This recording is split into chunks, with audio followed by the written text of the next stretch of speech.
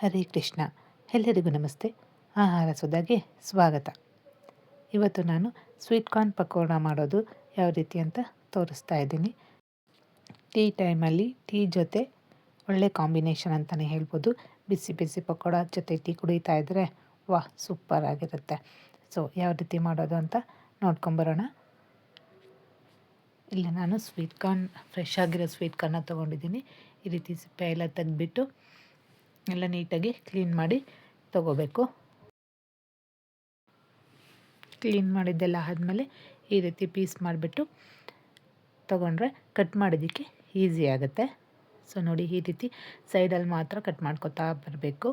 ಇಲ್ಲಿ ನಾನು 2 ಸ್ವೀಟ್ ಕಾರ್ನ ತೊಗೊಂಡಿದ್ದೆ. ಎರಡನ್ನೂ ಸಹ ಅದೇ ರೀತಿ ಕಟ್ ಮಾಡ್ಕೊಂಡು ತೊಗೊಂಡಿದ್ದೀನಿ. ಇವಾಗ ಒಂದು ಬೌಲ್ಗೆ ಟ್ರಾನ್ಸ್ಫರ್ ಮಾಡ್ಕೊಳ್ಳೋಣ. ಸ್ವೀಟ್ ಕಾರ್ನ್ ಪಕೋಡ ಮಾಡೋದಕ್ಕೆ ಯಾವ್ಯಾವ ಇಂಗ್ರೀಡಿಯೆಂಟ್ಸ್ ಬೇಕು ನೋಡ್ಕೊಂಡು ಬರೋಣ. 3 ಈರುಳ್ಳಿನ ಸಣ್ಣದಾಗಿ ಈ ರೀತಿ ಹಚ್ಚಿಟ್ಕೊಂಡಿದ್ದೀನಿ. 1 ಇಂಚು ಶುಂಠಿ ತೊಗೊಂಡಿದ್ದೀನಿ, ಅದನ್ನು ಕೂಡ ಸಣ್ಣದಾಗಿ ಹೆಚ್ಚಿಟ್ಕೊಂಡಿದ್ದೀನಿ. 3 ಹಸಿಮೆಣಸಿನ್ಕಾಯಿ, ಹೂವಿನ ಕಾಳು 1 ಟೇಬಲ್ ಸ್ಪೂನು, 1 ಟೇಬಲ್ ಸ್ಪೂನಷ್ಟು ರೆಡ್ ಚಿಲ್ಲಿ ಪೌಡರು, ಅರ್ಧ ಟೇಬಲ್ ಸ್ಪೂನಷ್ಟು ಅರಿಶಿನ, ರುಚಿಗೆ ತಕ್ಕಷ್ಟು ಉಪ್ಪು, ಮತ್ತು ಈ ಬೌಲಲ್ಲಿ 2 ಬೌಲಷ್ಟು ಕಡಲೆ ಹಿಟ್ಟನ್ನು ತೊಗೊಂಡಿದ್ದೀನಿ. ಮತ್ತು ಅದೇ ಬೌಲಲ್ಲಿ ಅರ್ಧ ಬೌಲಷ್ಟು ಕಾರ್ನ್ ಫ್ಲೋರ್ನ ತೊಗೊಂಡಿದ್ದೀನಿ. ಸ್ವಲ್ಪ ಕರಿಬೇವಿನ ಸೊಪ್ಪು, ಸಣ್ಣದಾಗಿ ಹಚ್ಚಿಟ್ಕೊಂಡಿರುವಂತಹ ಕೊತ್ತಂಬರಿ ಸೊಪ್ಪು. ಯಾವ ರೀತಿ ಮಾಡೋದು ಅಂತ ನೋಡೋಣ. ಹಚ್ಚಿಟ್ಕೊಂಡಿದ್ದಂತಹ ಸ್ವೀಟ್ ಕಾರ್ನ್ ತೊಗೊಂಡಿದ್ದೀನಿ. ಈರುಳ್ಳಿ ಸೇರಿಸ್ಕೊತಾ ಇದ್ದೀನಿ. ಹಾಗೆ ಶುಂಠಿನ ಸೇರಿಸ್ಕೊಳ್ಳೋಣ. ಹಚ್ಚಿಟ್ಕೊಂಡಿದ್ದಂತಹ ಹಸಿಮೆಣಸಿನ್ಕಾಯಿನ ಸೇರಿಸ್ಕೊಳ್ಳೋಣ. ಹೂವಿನ ಕಾಳನ್ನು ಸ್ವಲ್ಪ ಸ್ಮ್ಯಾಶ್ ಮಾಡಿಬಿಟ್ಟು ಸೇರಿಸ್ಕೊಳ್ಳೋಣ. ನೋಡಿ, ಈ ರೀತಿ ಸ್ವಲ್ಪ ಸ್ಮ್ಯಾಶ್ ಮಾಡಿಕೊಂಡ್ರೆ ಸಾಕು. ಚಿಲ್ಲಿ ಪೌಡರ್ನ ಸೇರಿಸ್ಕೊಳ್ಳೋಣ. ಅರಿಶಿನ ಸೇರಿಸ್ಕೊಳ್ಳೋಣ. ರುಚಿಗೆ ತಕ್ಕಷ್ಟು ಉಪ್ಪನ್ನು ಸೇರಿಸ್ಕೊಳ್ಳೋಣ. ಕಡಲೆ ಹಿಟ್ಟು ಮತ್ತು ಕಾರ್ನ್ ಫ್ಲೋರ್ನ ಸೇರಿಸ್ಕೊಳ್ಳೋಣ. ಕಾರ್ನ್ ಫ್ಲೋರ್ ಇಲ್ಲ ಅಂದರೆ ಅಕ್ಕಿ ಹಿಟ್ಟನ್ನು ಸೇರಿಸ್ಕೋಬೋದು. ಹೀಗೆಲ್ಲ ಚೆನ್ನಾಗಿ ಈ ರೀತಿ ಮಿಕ್ಸ್ ಮಾಡ್ಕೊಳ್ಳೋಣ. ಎಲ್ಲ ಇಂಗ್ರೀಡಿಯೆಂಟ್ಸು ಎಲ್ಲ ಚೆನ್ನಾಗಿ ಮಿಕ್ಸ್ ಆಗಬೇಕು. ಹಚ್ಚಿಟ್ಕೊಂಡಿದ್ದಂತಹ ಕೊತ್ತಂಬರಿ ಸೊಪ್ಪನ್ನು ಮತ್ತು ಕರಿಬೇವಿನ ಸೊಪ್ಪನ್ನು ಹಾಕ್ಕೊಂಡು ಎಲ್ಲ ಒಂದ್ಸಲಿ ಚೆನ್ನಾಗಿ ಮಿಕ್ಸ್ ಮಾಡ್ಕೊಳ್ಳೋಣ. ಎಲ್ಲ ಇಂಗ್ರೀಡಿಯೆಂಟ್ಸು ಚೆನ್ನಾಗಿ ಮಿಕ್ಸ್ ಆಗಬೇಕು. ಇವಾಗ ಬಿಸಿ ಮಾಡ್ಕೊಂಡಿದ್ದಂತಹ ಸ್ವಲ್ಪ ಎಣ್ಣೆನ ಸೇರಿಸ್ಕೊಳ್ಳೋಣ. 1-2 ಟೇಬಲ್ ಸ್ಪೂನಷ್ಟಾದರೆ ಸಾಕು. ಅದನ್ನು ಸಹ ಒಂದ್ಸಲಿ ಎಲ್ಲ ಮಿಕ್ಸ್ ಮಾಡ್ಕೊಂಡು ತಗೊಳ್ಳೋಣ.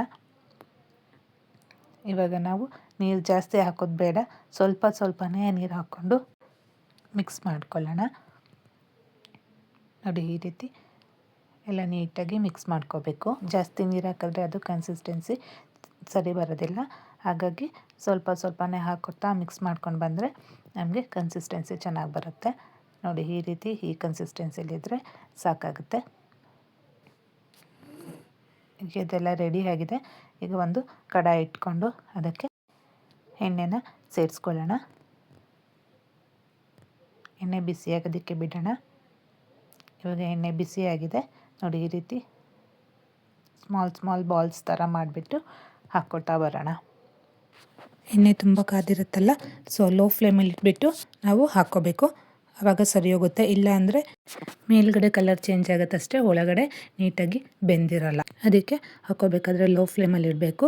1-2 ನಿಮಿಷ ಆದಮೇಲೆ ಹೈ ಫ್ಲೇಮಲ್ಲಿ ಇಟ್ಬಿಟ್ಟು ಚೆನ್ನಾಗಿ ಬೇಯಿಸ್ಕೋಬೇಕು. ನೋಡಿ, ಇವಾಗ ಎಲ್ಲ ಚೆನ್ನಾಗಿ ಬೆಂದಿದೆ. ಈ ಕಲರ್ ಬಂದರೆ ಸಾಕು.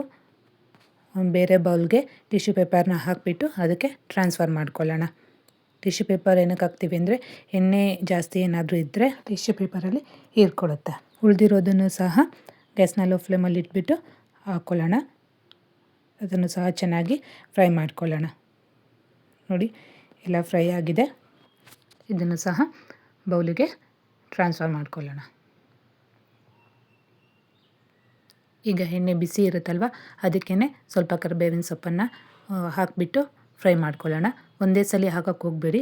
ಈ ರೀತಿ ಜಾಲರದಲ್ಲಿ ಹಾಕಿಬಿಟ್ಟು ನಿಧಾನಕ್ಕೆ ಫ್ರೈ ಮಾಡ್ಕೊಳ್ಳಿ. ಇಲ್ಲ ಅಂದರೆ ಎಣ್ಣೆ ಸಿಡಿಯುತ್ತೆ. ಹಾಗಾಗಿ ತುಂಬ ಕ್ರಿಸ್ಪಿಯಾಗಿ ಬರುತ್ತೆ. ಕರಿಬೇವಿನ ಸೊಪ್ಪು ಸಹ ಕಣ್ಣಿಗೆ ಒಳ್ಳೆಯದು. ಮಕ್ಕಳೆಲ್ಲರಿಗೂ ಈ ರೀತಿ ಮಾಡಿಕೊಟ್ರೆ ಕರಿಬೇವಿನ ಸೊಪ್ಪನ್ನು ಸಹ ಪಕೋಡ ಜೊತೆ ತಿಂತಾರೆ. ಸ್ವೀಟ್ ಕಾರ್ನ್ ಪಕೋಡ ರೆಡಿಯಾಗಿದೆ. ಟೀ ಟೈಮಲ್ಲಿ ಒಳ್ಳೆ ಕಾಂಬಿನೇಷನ್ ಅಂತಲೇ ಹೇಳ್ಬೋದು. ಈವನ್ ಮಕ್ಕಳು ಕೂಡ ಸಂಜೆ ಟೈಮಲ್ಲಿ ಸ್ಕೂಲಿಂದ ಬಂದಿರ್ತಾರಲ್ವ, ಮಾಡಿಕೊಟ್ರೆ ಖುಷಿಯಿಂದ ತಿಂತಾರೆ. ಮಕ್ಕಳಿಗಾದರೆ ಸಾಸ್ ಜೊತೆ ಸರ್ವ್ ಮಾಡಿ, ದೊಡ್ಡವರಿಗಾದರೆ ಪುದೀನ ಚಟ್ನಿ ಜೊತೆ ಸರ್ವ್ ಮಾಡಿದ್ರೆ ತುಂಬ ರುಚಿಯಾಗಿರುತ್ತೆ.